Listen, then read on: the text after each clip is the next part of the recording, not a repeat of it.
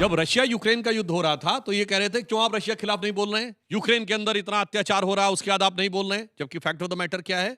आप सोचिए, आज ये कह रहे हैं तेल के लिए, उस समय हम रशिया से तेल ले रहे थे, उसके बाद कह रहे थे रशिया के खिलाफ स्टैंड दीजिए, अमेरिका के खिलाफ आप क्यों नहीं बोल रहे हैं। अब आप ये बताइए, भारत का सबसे बड़ा ट्रेड पार्टनर कौन है दुनिया में इस समय, सबसे ज्यादा व्यापार जिस देश से होता है अमेरिका, अमेरिका से लड़ा दो।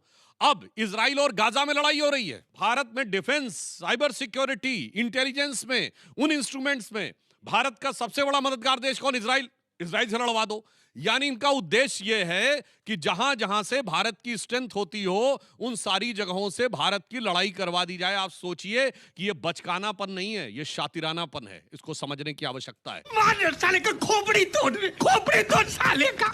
अरे भाई, पूरा देश और पूरा विश्व जान रहा है अमेरिका से आप लड़ने की स्थिति में कहां हैं। आप तो सरेंडर हैं। यदि आपको लड़ने की ही स्थिति होती तो ट्रेड डील में आप क्लियर होते। आप एक तरफा अंतरिम जो एग्रीमेंट हुआ है वो आप करते ही नहीं, क्योंकि देश के आम लोगों के विरुद्ध है। सच्चाई ये है कि आप अमेरिका से लड़ नहीं सकते, क्योंकि एपस्टीन फाइल कहीं ना कहीं आपके लिए बाधक है। ये सच्चाई है, पूरा विश्व देख रहा है। और ये लड़ाई ही एपस्टीन फाइल वालों बनाम रूल ऑफ लॉ जो विश्व में चलना चाहिए, कैसी व्यवस्था विश्व में होनी चाहिए, उसके बीच लड़ाई चल रही है। तो आप किसके साथ है पूरा विश्व जानता है। आपने बात रखी कि हम रसा से भी लड़ाना चाहते थे, या हम चाहते थे कि रसा के बदले आप यूक्रेन का मदद करें। और आप जो है विपक्ष ने ये कहा था आपको तो दिक्कत हुई। पता है कि विपक्ष जब कहता है तो आपको दिक्कत होती है, लेकिन जब अमेरिका का चाचा ट्रंप इनको कहता है तो इनको वो बात मान लेते हैं। ये रसा से तेल लेने की बात आई, हाँ ले लो, नहीं लेने की बात आई, नहीं लो, 30 दिन के लिए लेना है, हाँ 30 दिन के लिए आप ले लो। इतना छोटा पहले कभी नहीं हुआ होगा, ये सबने देख लिया। बात यहाँ पे सरेंडर का नहीं, सिलेंडर का होना चाहिए। मेरा सवाल ये है कि यहाँ पे जितने प्रवक्ता हैं, एलपीजी की वजह से आप लोगों को कोई समस्या नहीं होगी। समस्या होगी तो किसान परिवार को होगी, वो मजदूर परिवार को होगी, वो सामान्य परिवार को होगी जो दिन भर का मजदूरी करके 500-600 रुपए कमाते हैं। और जवाब दीजिए, इधर से आई। उस जमाने में ट्रेनें बंद हो गई थी, आधी ट्रेनें खत्म हो गई थी। आज तो सिर्फ एलपीजी गैस की बात कर रहे हैं। और स्टेट ऑफ हरमुज के इस साइड में जो कंट्रीज हैं उनकी स्थिति देखिए, Pakistan, Bangladesh, Sri Lanka, Philippines, Indonesia, 4 day week, all school colleges बंद। एप्स्टीन फाइल में आप कह रहे हैं मोदी जी का नाम आया है, इसमें तो ट्रम्प का भी नाम आया था और बहुत बार आया है, बट वो बेशर्मों की तरह लड़े जा रहे युद्ध, तब उनको उसमें कोई क्यों नहीं खींच रहा। बेटा, एप्स्टीन फाइल में राहुल गांधी जी का भी नाम है, सोनिया गांधी जी का भी नाम है, महात्मा गांधी जी का भी नाम है, पोप जॉन पॉल II का भी नाम है। मालूम है तेरे बाप को मत सिखा, चल। जैसे सुधांशु जी ने कहा, बेगानी शादी में अब्दुल्ला दीवाना, तो बेगानी जंग में गैर मुल्ला दीवाना। तो ये सिर्फ भारत के लिए एक अंतर्राष्ट्रीय मुद्दा है या फिर सच में कोई सीधा खतरा है इससे? दुनिया के लिए खतरा है, सिर्फ भारत के लिए नहीं। आपकी सरकार आने से पहले कितने गैस सिलेंडर थे देश में? 11 करोड़, आज है 36 करोड़। 16 करोड़ बहनों को आज प्रधानमंत्री जी ने गैस सिलेंडर उपलब्ध तो कराया। सोचिए, आपके जमाने से 3.5 गुना गैस सिलेंडर होकर भी आज मैं आपसे कहता हूं, आज गैस सिलेंडर इस युद्ध में कितनी कीमत है? 913 रुपए का। और जाके चेक करिए, जनवरी 2014 1241 रुपए, 1241 रुपीज ओपन मार्केट में था। उस समय न लड़ाई हो रही थी, कुछ हो रहा था। ये दर्शाता है कि इनके प्रबंधन और हमारे प्रबंधन, जबकि देश में कुल 11 करोड़ सिलेंडर थे, सब्सिडी के सिलेंडर अलग दे रहे थे, तब भी ओपन मार्केट सब्सिडी सिलेंडर 400 रुपए का मिल रहा था, ओपन मार्केट में 1241 रुपए का मिल रहा था। आज युद्ध के बाद भी वहां तक स्थिति नहीं है।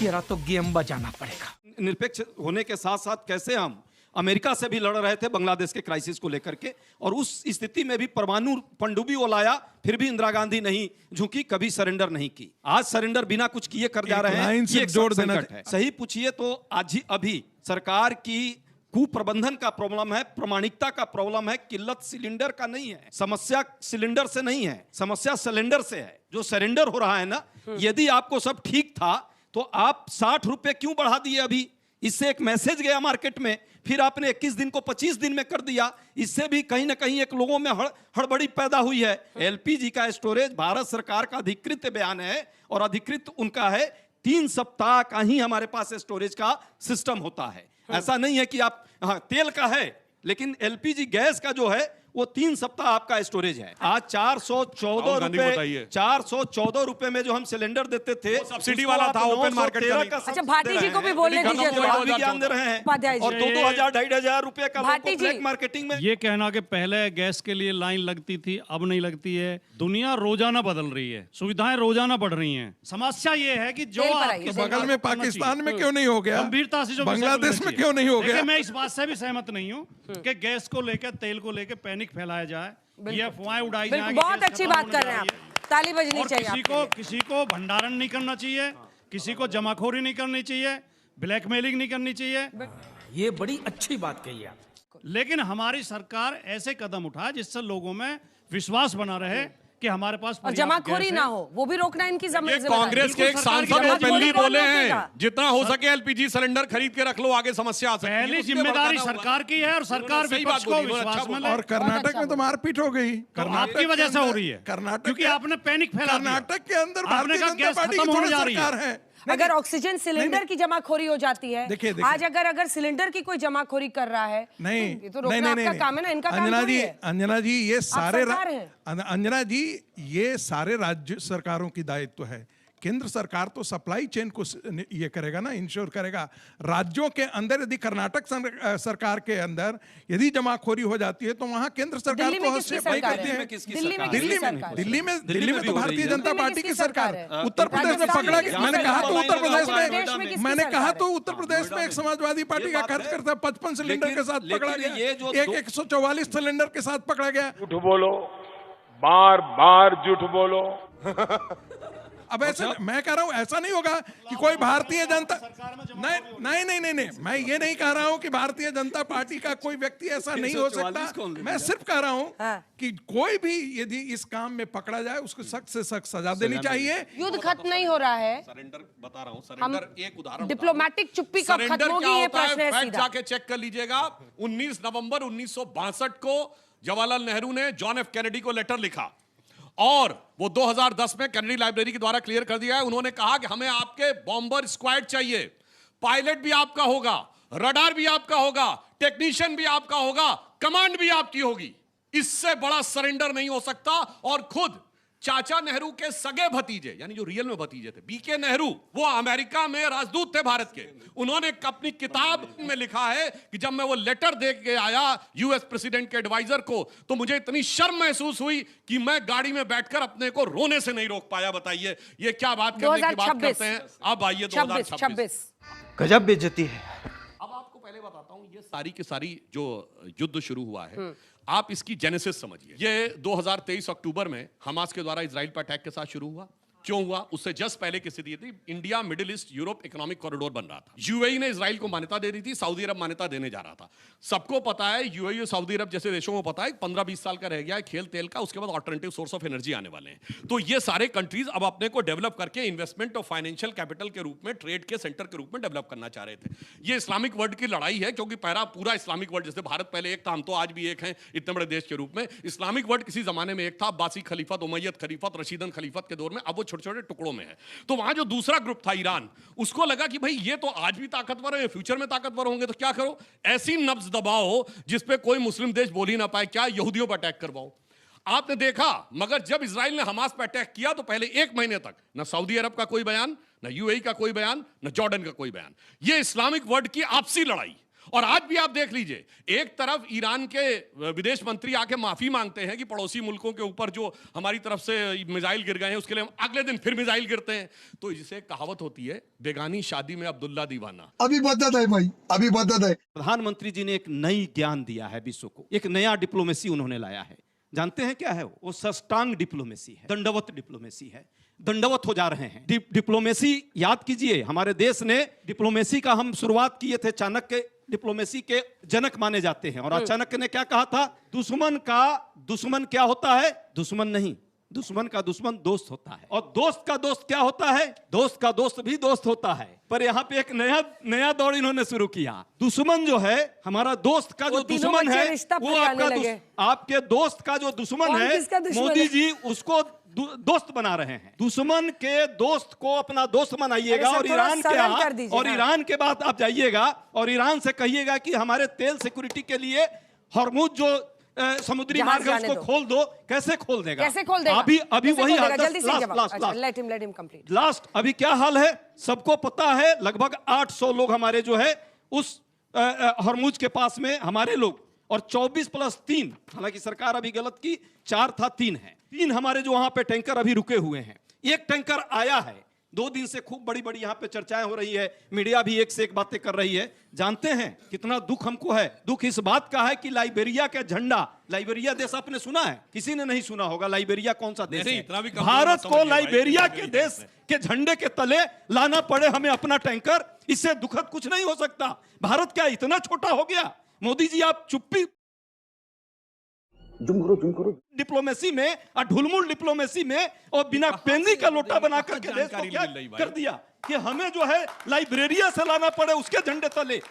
ये हमारा से भारत का जानकारी झंडा लेके आ रहे हैं आएगा। भाई? भारत की ये पहचान है। ये सोलह से भारत स्कूल ऑफ विश्व में थॉट से आ रहा है निर्णायक क्या? दौर पे रहा है और डिप्लोमेसी उसी रूप में चलनी चाहिए थी जो फेल हो गई है मोदी जी की। आप जितना थेथराई कर, अभी आपको फिर एक फेक न्यूज में फैलाया गया यहाँ कि रसा से हम तेल जरूर ले रहे हैं, लेकिन जो 30% की पहले छूट मिलती थी, 10% प्रीमियम, मतलब 40% आपको एक्स्ट्रा अपने जमाने में पैसा ले देना रहे थे। पड़ रहा है। क्या ये राष्ट्रीय हित ठीक है कि 40% उसी से फिर जाकर के दोबारा आप जाकर के वहां पे दो मिलाने लगे, और तब मजबूरी में आपको लेना पड़ रहा है क्योंकि मजबूरी है। अब AIA का एक बार ये प्रश्न करते हैं, कई बार कर चुके, आज इनका जवाब मैं देना चाहूंगा। मैं मान लिया, हाँ, इंटरनेशनल एटॉमिक एनर्जी की बात जो कर रहे हैं आपको जरा ध्यान रखने की जरूरत है कि वो जब हम भारत सिग्नेटरी हैं उसमें, तो हमको उसमें साइन करना होता है, और न्यूक्लियर स्टेट भारत है। भारत रिस्पॉन्सिबल न्यूक्लियर स्टेट होने के नाते, उसका मेंबर होने के नाते उसको साइन करना होता। आज देख लीजिए, ब्रिक जो है हमारा मेंबर,